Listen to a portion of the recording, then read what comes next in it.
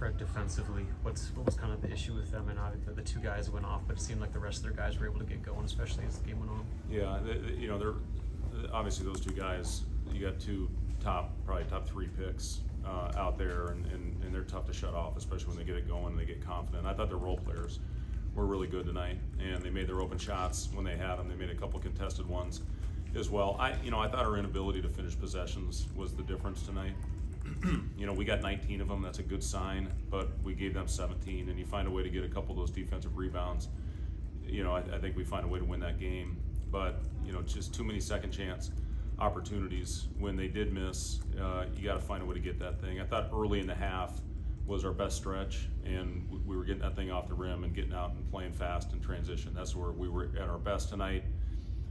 That stretch late, I think we had a 4-point lead, missed a 1-on-1, got the offensive rebound, turned it over, and then they got it going again. And I thought we missed a couple good looks. I thought we actually executed our plays well down the stretch and had a couple good looks that we'll take, every day of the week. So, it hurts. We haven't lost in this building in a long time, and we got to respond. We got to find a way to go out and reverse what's going on the road right now with our team, and give ourselves a chance to win this weekend, hopefully by playing consistent. That's the biggest thing. We got to be more consistent across the board.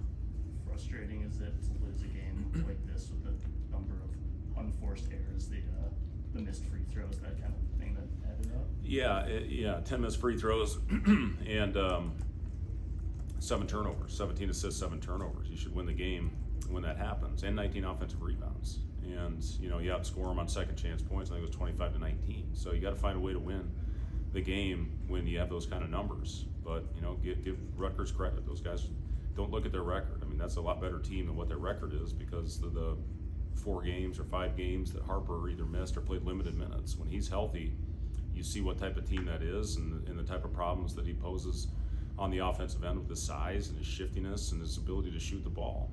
And again, when they got guys out there that can make shots, that's a hard team to shut off. So, again, it's I always sound like a broken record with this, but we've got to find a way to learn from it, move on. Got a lot of season left, still believe in our guys, and got to bounce back with a great effort this weekend. You're in a tight spot there with 5 seconds left, but anything in particular you want it done differently there? I mean, obviously you want the foul, but with how it transpired. Yeah, I mean, obviously we wanted to get a steal. If not, we're going to wrap up and foul right away, and they got behind us. Earlier in the week, you said that there wasn't any panic because of you guys' ability to take care of business at home. How much does a loss like this change the guys mentally and just going forward? Well, it can affect them mentally. We got a big game coming up on a short turnaround, and as I said to the guys in the locker room, I like the short turnaround to get hopefully this bad taste out of our mouths and get back on the floor and compete again. Tomorrow's going to be a mental day, a lot of film, and put the game plan in, and then we'll go a little bit harder on Saturday with the early game on Sunday. Or when do we play? I don't know what day is it? Yeah, Sunday. So we got to find a way to get this out of our system and bounce back. But we're just to me it was toughness. It wasn't an effort thing. We played hard, but because we play hard doesn't mean you're tough. You got to find a way to finish off those possessions. You know how Bryce is? I know he left the game early and then came back. Looked like he just wasn't 100%, but still performed in the second half. Yeah, I think he's okay. He got hit in the mouth early in the game. Doc checked him out. He was fine. Looked like his neck had a little stinger to it. So we'll know more in the morning on him. I know it was late in the game, but anything on Sam? On Sam, you said? Yeah. I don't know. I think he got hit in the nose, but I don't know.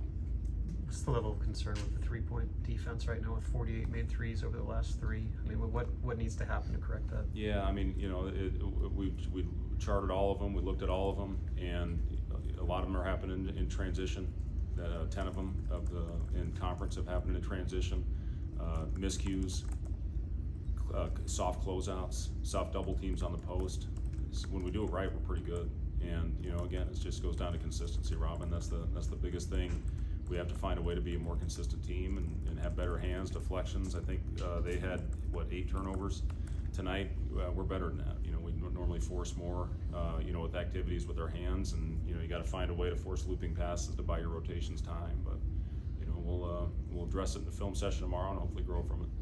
That third stanza in the second half, they got a bunch of 50-50, a couple 50-50s and a bunch of offensive rebounds. Do you think that took a lot out everybody. It's That's just what I'm got to- saying. I mean, it's a toughness thing. You gotta find a way to be tougher and get those, finish those plays.